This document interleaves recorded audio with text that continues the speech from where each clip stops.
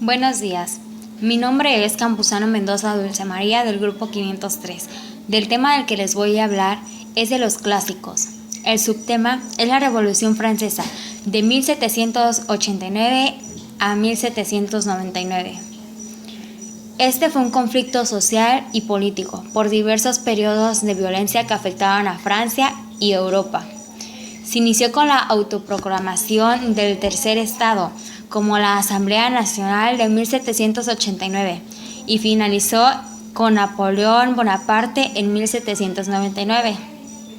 Se tenía que mantener en un gran ejército permanente de la corte viva, rodeada de lujos. Aparece un nuevo problema: el envío de tropas de América del Norte para defender su posición territorial antes del avance de gobierno inglés. En la guerra de los Estados Unidos, consecuentemente, la monarquía se endeudó mucho más. Resumiendo, la economía del país estaba arruinada. Los nobles, consecuentemente, sufrían dramas financieros. El clero no recibía el diezmo por parte del pueblo. La burguesía quería acceder a cargas públicas, los campesinos del poder del feudal. El segundo estado era la integrada por 350,000 personas dueñas del 30% de la mayoría de los impuestos y ocupaban todas las cargas públicas. El tercer estado comprendía el 98% de la población y su composición era muy variada. El 14 de junio de 1789, la burguesía se apoyaba en un gran sector, explotado por la nobleza, los campesinos, que en un medio de una agitada multitud revolucionaria formada por hombres y mujeres, la terminaron.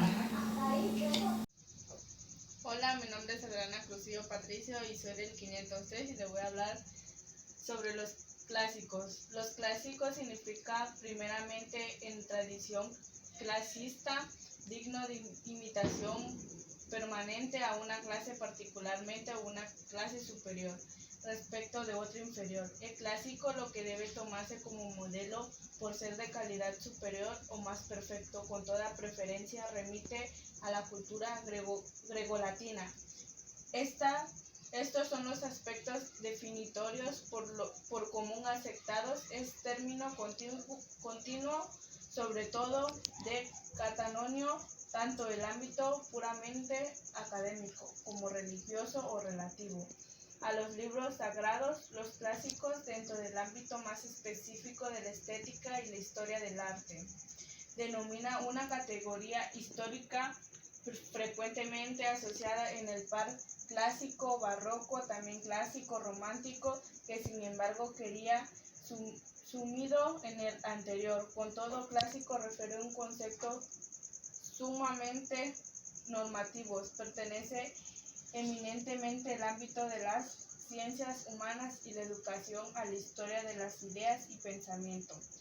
A diferencia de lo que suele creer, no posee una determinación, establece a comúnmente bien definida en términos teóricos epistemológicos a la antigüedad clásica, incluyendo los elementos no culturales como la política, por lo que puede verse de Grecia clásica o Roma clásica, para distinguirla de la Grecia o la Roma posteriormente y actuales, aunque es más apropiado distinguir. Eso quiere decir que los clásicos es una extensión posterior del uso término, lo que hace que se aplique finalmente una de las partes, el periódico clásico del arte griego. Posteriormente, el periodo arcaico y el antiperiodo elástico especialmente suele periodizar la cultura griega, también al periodo histórico entero de la antigüedad clásica, incluyendo los elementos culturales como política. En la historia de la Grecia antigua, los periodos prehelínicos, época monaica y época micenia, usualmente designados como civiles separadas. La época oscura arcaica, la política clásica,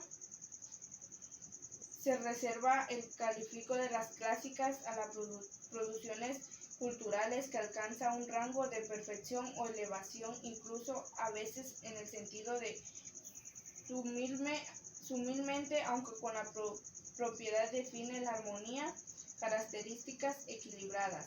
El término históricamente fue asentado por el Renacimiento y la cultura más académica del humanismo, referido al arte y cultura grecorromanos, o sea, la que seguimos llamando arte y cultura clásica, civilización o cultura clásica. Esto sería todo. Buenas tardes, maestra. Mi nombre es Villair Castellón Pisa y vengo del grupo 503. Yo les voy a hablar sobre el marxismo, sobre lo que es. El marxismo es un método de análisis político, que es económico o político. También podríamos decir del mismo como un movimiento político o social, a una doctrina nacida que fue en el 1840, en las décadas de 1840. Siendo su mayor expositor y fundador de Karl Marx, que Karl Marx fue un filósofo alemán, quien utilizó al marxismo como método para análisis del capitalismo. El marxismo es determinado o también llamado socialismo científico, pues si bien no se puede hablar de ciencia dentro de la política con demasiada dureza, el marxismo tiene una base económica y su plan se acerca al método científico, ya sea lo más posible o lo más cercano.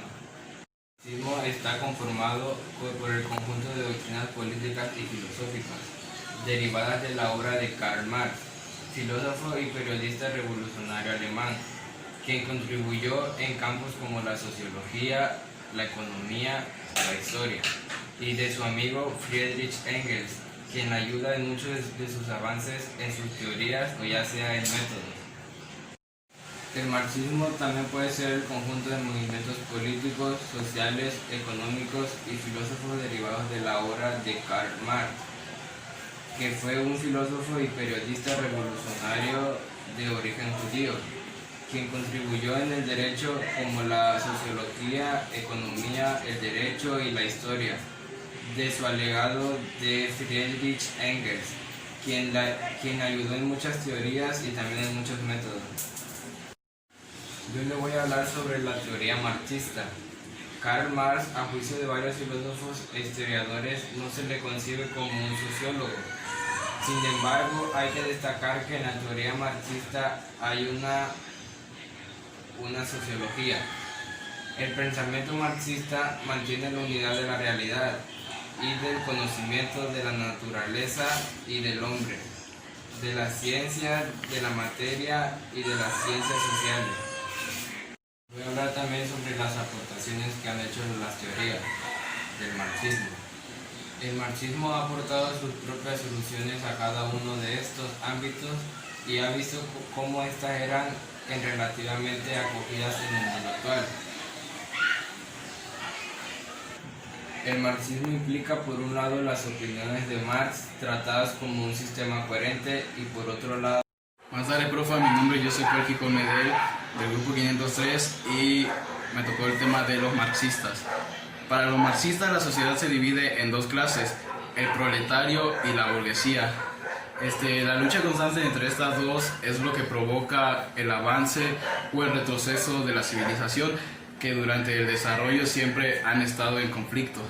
El pensamiento marxista se puede dividir en dos componentes, uno científico y el otro filosófico. El primero hace referencia al materialismo histórico. Este concepto parte de que la base material de una sociedad es lo que determina el orden social y como consecuencia determina la evolución y desarrollo de esta dicha sociedad. El materialismo histórico puede servir para analizar distintas sociedades y sus evoluciones a lo largo de la historia. Marx afirmaba que la historia y el desarrollo de la civilización está ligada al desarrollo de la producción y de los modos de producción. De ahí se podría derivar que las fuerzas y las relaciones entre ellas tendrían una relación directa con dicha evolución. El segundo componente de la doctrina marxista es el materialismo didáctico. Básicamente lo que Marx plantea es que la filosofía especulativa no sirve de nada, ya que solo crea contradicciones. En otras palabras, la concepción del mundo y de la historia es para Marx algo completamente empírico, en el sentido de que se puede argumentar con el análisis histórico que él lo plantea. El Capital de Marx. Su segunda obra llega casi 10 años después del Manifiesto Comunista, con la publicación de su primer libro, El Capital, donde analizaba el capitalismo. Según él, en el capitalismo, ese trabajo social se convierte en una mercancía a merced de los mercados.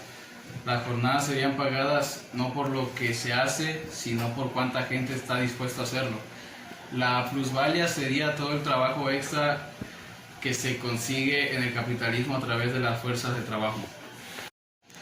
El marxismo es la doctrina comunista en la que más gobiernos se han inspirado.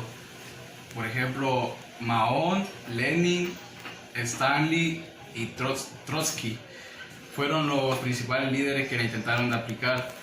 Lenin introdujo varios cambios a esta filosofía, por lo que muchas veces se habla del marxismo-leninismo.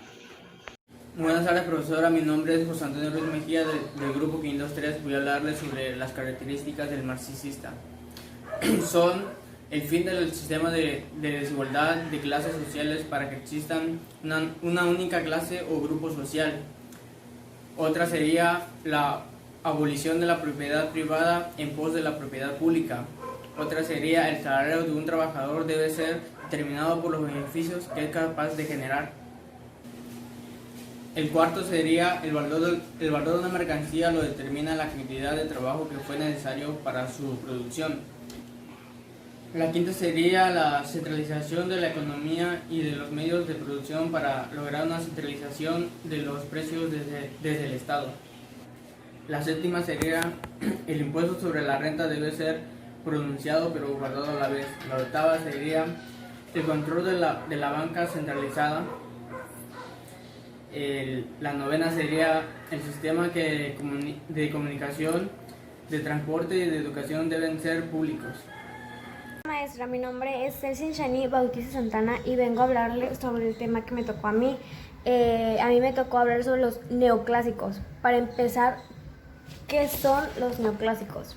Bueno, los neoclásicos es un conjunto en una economía para referirse a un enfoque económico que intentan integrar el análisis del marginalismo. Algunas de las percepciones provienen de la economía clásica. Estas tentativas incluyen tres cosas, que la primera es la consideración tanto de la oferta como la demanda en la determinación de precios.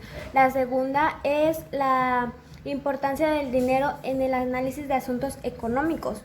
Y bueno, para terminar, la tercera es que dice que los neoclásicos extendieron el análisis económico a otras situaciones consideradas tanto por los clásicos como los marginalistas, o sea, es decir, que examinaron situaciones de competencias perfectas y competencias imperfectas. Esto quiere decir el monopolio y el duopolio, que esto es competencia perfecta y competencia imperfecta. Bueno, vamos a decir que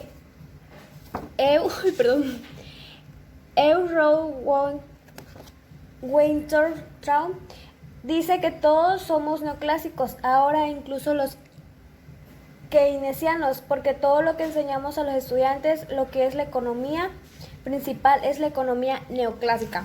Bueno, después de esto, vamos a hablar sobre el origen del neoclásico. La escuela neoclásica se originó a partir de una crítica de los marginalistas, quien buscando introducir rigurosamente y una metodología que se asemeja más a las ciencias físicas. La crítica constructiva neoclásica se centró en tentaciones de formalizar y extender tanto la teoría del valor subjetivo como los individuos de la metodología. Los neoclásicos son responsables de formalizar las lógicas y la matemática. Por último, dice que el término neoclásico se originó a una crítica global de Thorstein Veblen, algo así, quien lo utilizó para referirse a quienes él consideraba compartir las percepciones no científicas de la escuela clásica. O sea, él solamente decidía quiénes. Bueno, esta es mi exposición. Yo soy la alumna Celsin Shani Bautista Santana y eso es todo por hoy, por mí.